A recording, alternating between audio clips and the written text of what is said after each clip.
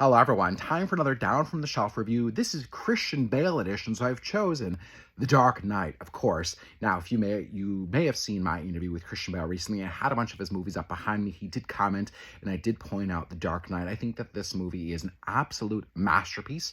It is my favorite superhero movie of all time. I think it's one that I hold current superhero movies up to the standard that Christopher Nolan and Christian and Heath and cinematographer Wally Pfister did with this movie is phenomenal. I mean, I will never forget seeing it. It's one of those movie-going experiences that you never forget seeing. I remember seeing the midnight screening back when midnight screenings were a big thing.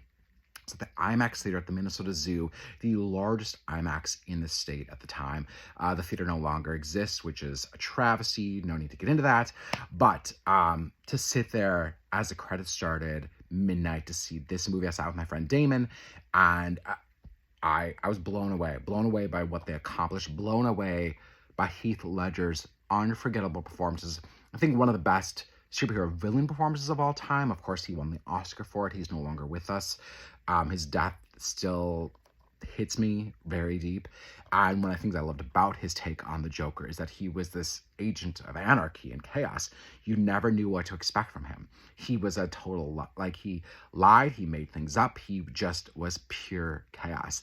I don't need a backstory, Joaquin Phoenix's movie, because what you get here is something that is unpredictable, and that's what I loved about Heath's performance in The Dark Knight.